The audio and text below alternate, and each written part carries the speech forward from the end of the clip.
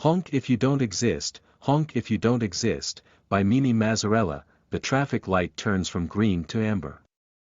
I'm in a hurry to get to my mom's. If the white Kia Soul in front of me speeds up a bit, both of us will be able to make it through in more than enough time. Come on. Move it. I yell inside my Chevy Sonic, not that anyone can hear, but way before the light turns red, the driver slows to a stop. I want blare my horn at him in disgust, and even roll down my window to holler a few choice nouns, but in deference to my great-grandma who just passed away. I inhale deeply and look upwards and say, I'm holding my tongue, just for you, Nana. I imagine her wrinkled smile and practically hear her say, you good girl, Rosa. As I wait for the longest red light in creation to turn green, I stare at the back of the Kia. It's then that I notice its bumper sticker, honk if you don't exist. Honk if you don't exist. I say aloud. What does that mean? I consider the words for a moment. Could it be a joke to get people not to beep? Or maybe it's supposed to be confusing. How can a person honk if they don't exist? What kind of morons would have such a stupid bumper sticker? I wonder, then decide to find out. When the light turns green, I peel out of the right lane, cut off the red Camaro on my left, and narrowly miss his front fender. He blasts his horn. I shake off the punishing loudness, then, seize the chance to catch up to the chug-a-lugging Kia Soul. The 4 occupants are Asian. They're all faced forward and wear gentle smiles. Why would they have a honk if you don't exist bumper sticker? Could it be they just like quiet? Tired of the whole mystery. I decide to stop obsessing, after all I gotta get moving. So I speed past them, hashtag. When I arrive at my mother's, she gives me a hug and kiss, then hands me a cardboard box labeled Maria Ionati Vitali, 1919 to 2021. Here are the photos of Nana, she says. I can't believe she's gone, Mom. I know, Rosa, me too. But she lived a good long life, thank God. My mother sighs then says, and now you have to honor her final request. I don't know how you're going to find the right photo.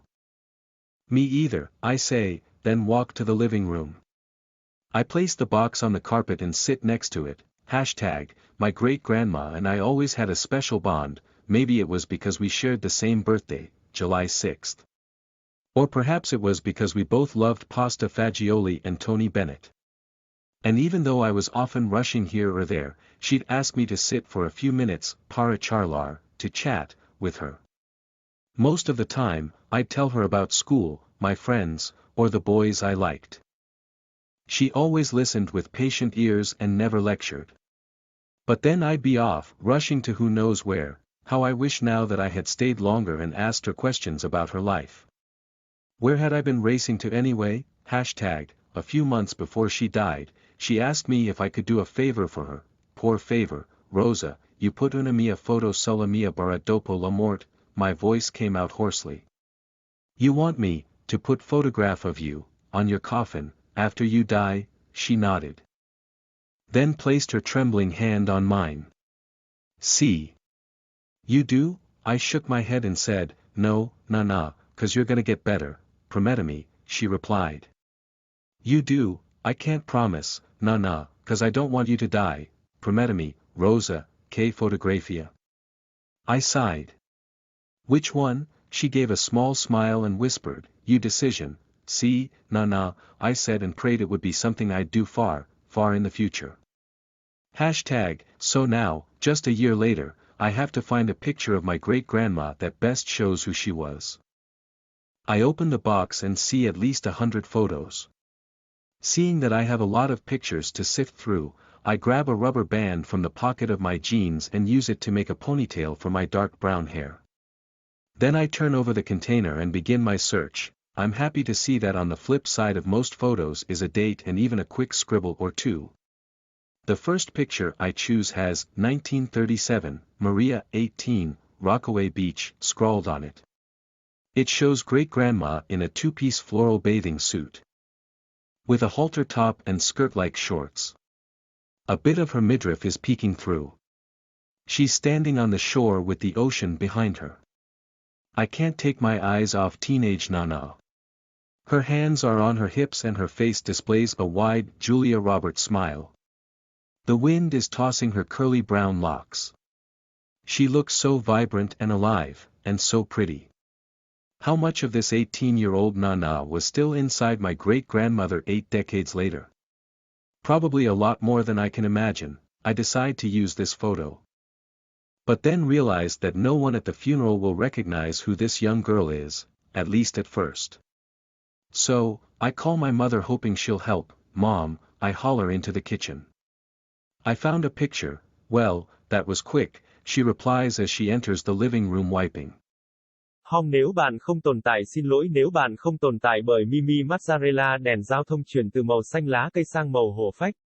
Tôi đang vội đến nhà mẹ tôi. Nếu chiếc kia sâu màu trắng trước mặt tôi tăng tốc một chút thì quá đủ thời gian cả hai chúng tôi sẽ vượt qua được.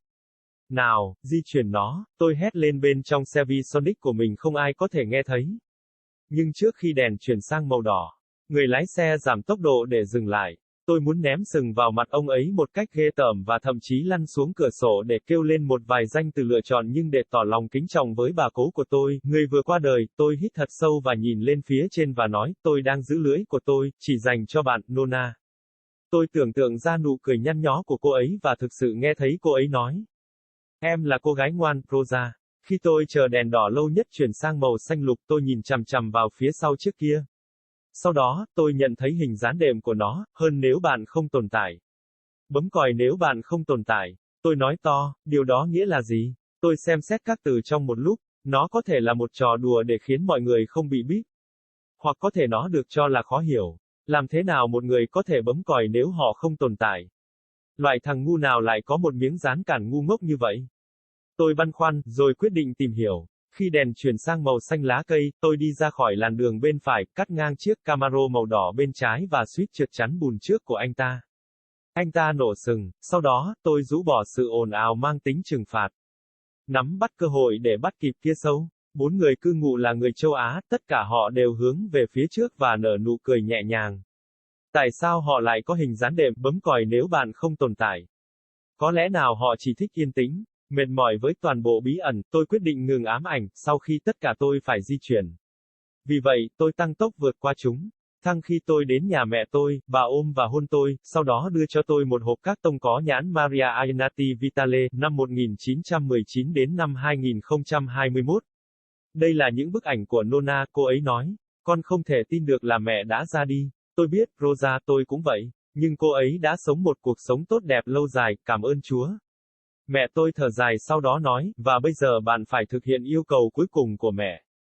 Tôi không biết bạn sẽ làm thế nào để tìm được bức ảnh phù hợp, tôi cũng vậy, tôi nói, rồi bước vào phòng khách.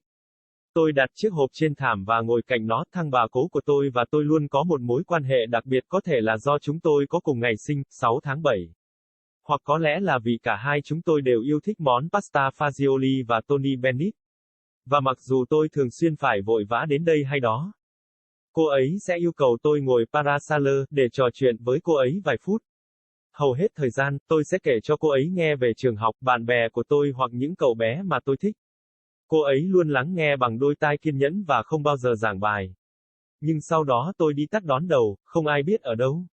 Làm thế nào tôi ước bây giờ rằng tôi đã ở lại lâu hơn và hỏi cô ấy những câu hỏi về cuộc sống của cô ấy.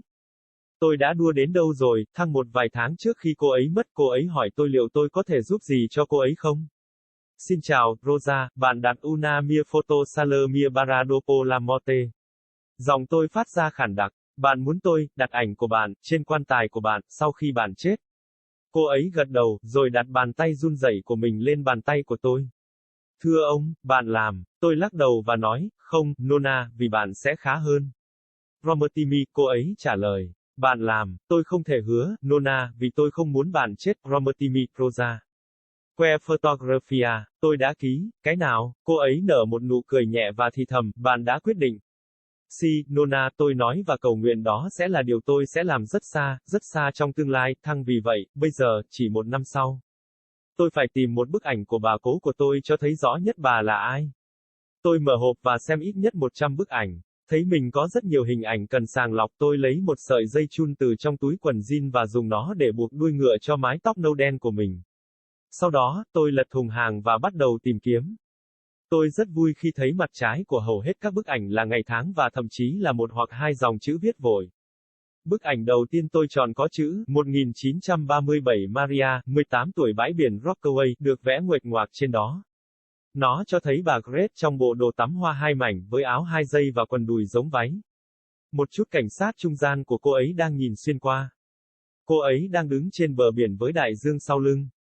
Tôi không thể rời mắt khỏi Nona tuổi teen, hai tay chống nạnh và khuôn mặt nở một nụ cười, Julia Roberts. Gió hất tung những lọn tóc nâu xoăn của cô. Cô ấy trông rất sôi động và sống động, và rất xinh đẹp. Bao nhiêu năm Nona 18 tuổi này vẫn còn ở bên trong bà cố của tôi 8 thập kỷ sau. Có lẽ nhiều hơn tôi có thể tưởng tượng. Tôi quyết định sử dụng bức ảnh này, nhưng sau đó nhận ra rằng không ai trong đám tang sẽ nhận ra cô gái trẻ này là ai, ít nhất là lúc đầu. Vì vậy, tôi gọi cho mẹ tôi hy vọng bà sẽ giúp. Mẹ ơi, tôi lao vào bếp. Tôi đã tìm thấy một bức tranh. Chà, nhanh quá, cô ấy trả lời khi bước vào phòng khách để lau.